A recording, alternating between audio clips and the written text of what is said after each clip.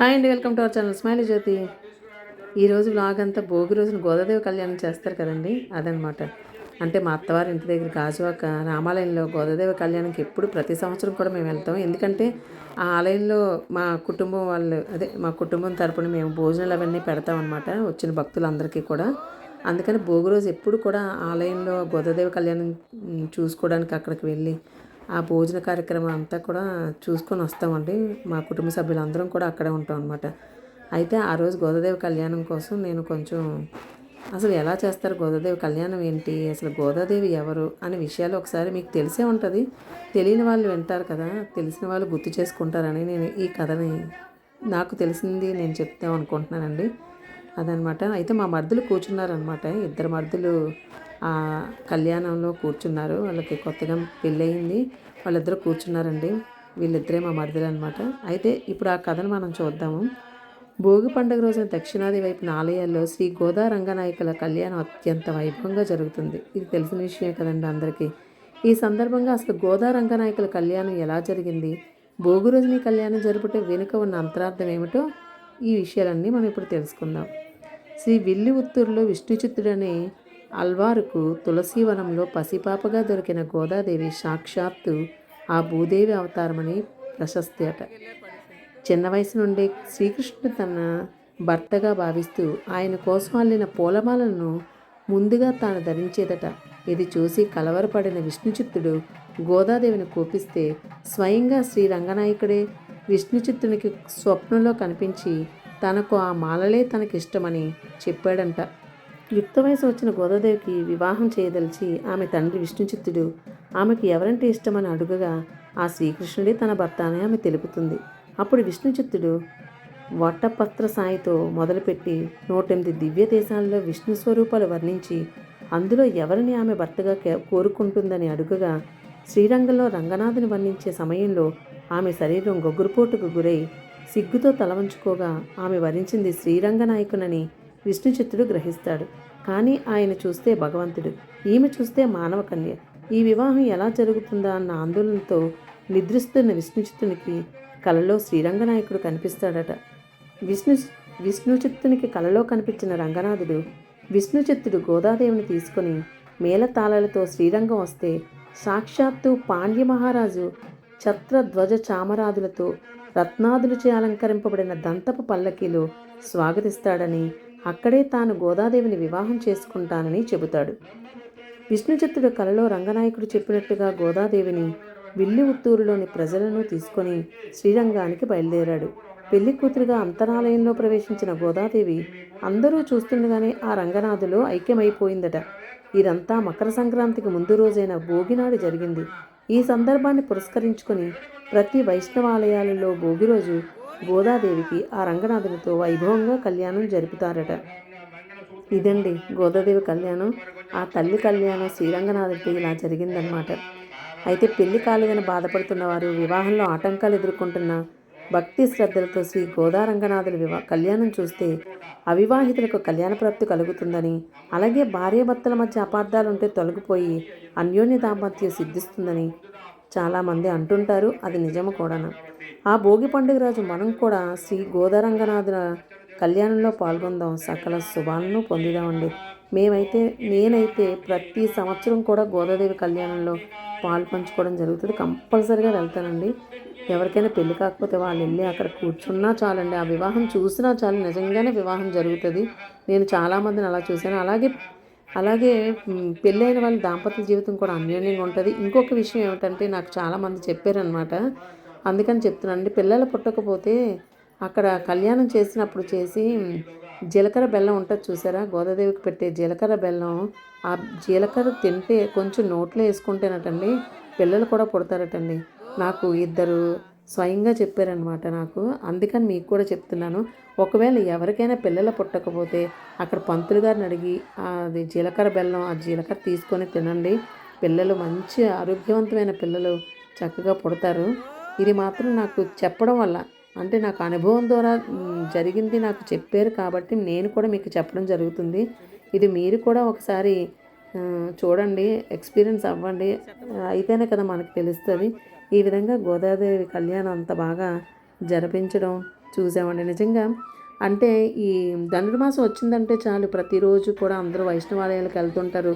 రోజుకొక పండు తీసుకొని వెళ్ళి అలా ఉత్సవాలు చేస్తూ ఉంటారు. తిరుప్పావై చదువుతారు. ఆ తిరుప్పావై అసలు ఎంత బాగుంటుందండి వినడానికి.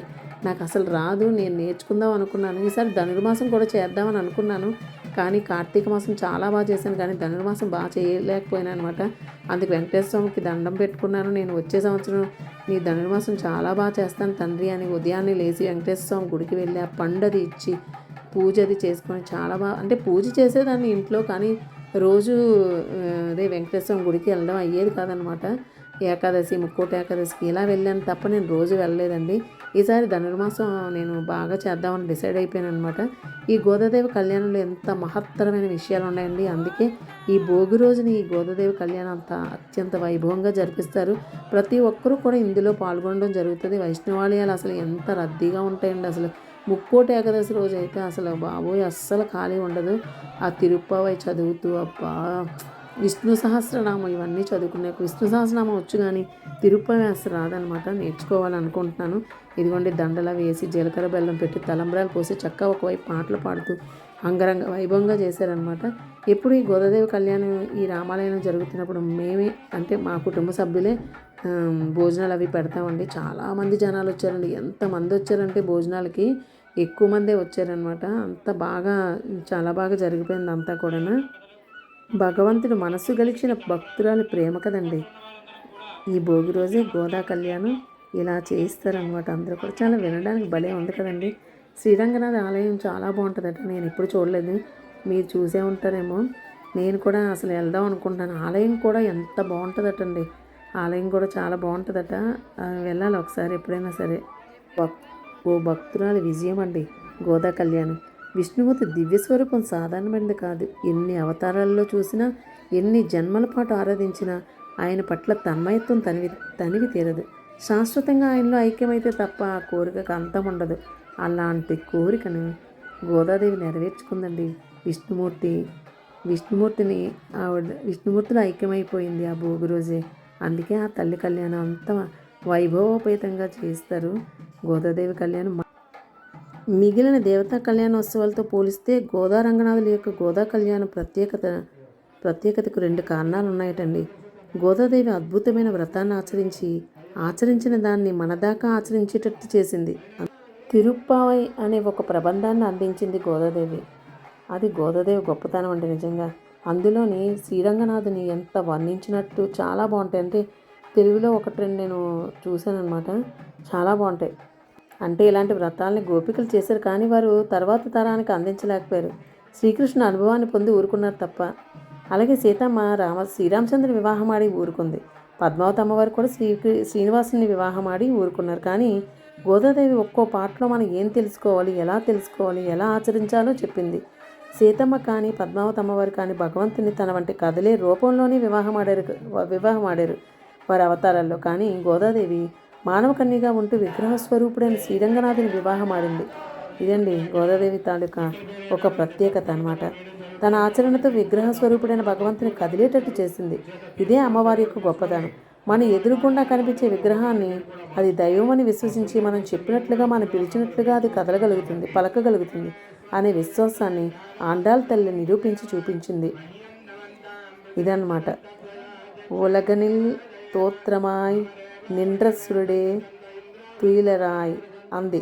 అమ్మ అంటే లోకంలో కంటికి కనిపించేటట్టు విగ్రహ రూపంలో ఉండే భగవంతుడా, ఆ విగ్రహ రూపంలో నీ ప్రభావము అనుపమానము అసమానము అని విశ్వసిస్తున్నామని చెప్పి భగవంతుని కదిలేటట్టు చేసింది. 3 పనులు చేసి విగ్రహ రూపంలో ఉండే భగవంతుని కదిలేటట్టు చేసిందని కృష్ణం ఉద్యోజ్య కృష్ణం అధ్యాపయంతి మరియు కృష్ణం బాలాత్కృత్ భూక్తే. ఆయన ఏమీ ఒలక్కుండా పడుకుంటే మేల్కొల్పింది. చిన్నపిల్లాడికి బెత్తం చూపి పాఠం చెప్పినట్టుగా మనల్ని బాగు చేయటానికి మనం తెలుసుకోవాల్సిన విషయాలను మనకి ఆయన ఎట్లా తెలిసేటట్టు చేయాలో ఆయనకి పాఠాలు నేర్పింది. అంతేకాదు స్వామి విగ్రహ రూపంలో ఉన్న ఆయన్ని బంధించి ఆయన్ని పొందింది. అందుకే ఎక్కడో శ్రీవిల్లుపుత్తూరులో ఆండాళ్ళు ఉంటే శ్రీరంగంలో ఉన్న స్వామి స్పందించి అర్చకులని రాజుని అమ్మని తీసుకురమ్మని ప్రేరేపించి రప్పించుకున్నాడు. విగ్రహంలో స్వామితో వివాహం అని తెలియగానే జనాలు తండాలుగా వచ్చి ఆశ్చర్యపోయినందుకే ఆ వీధికి చిత్రవీధి అని పేరు ఏర్పడిపోయింది. తరువాత వీధి విత్తర వీధి. అక్కడ ఉన్న స్వామి అమ్మను వివాహమాడి గోదాదేవిని తనతో చేర్చుకున్నాడు. మానవకన్యగా ఉన్న ఆండాళ్ తల్లిని ఉత్సవమూర్తిగా మలిచి తాను ఉత్సవమూర్తిగా కలిసి ఉన్నాడు శ్రీ విల్లిపుత్తూరులో అమ్మ ఆదేశాన్ని బట్టి. ఇదండి, ఇదిగోండి భోజనాలు. మేము అందరం కూడా ఆ రోజు భోజనాలు కలిసి చేస్తాం అనమాట.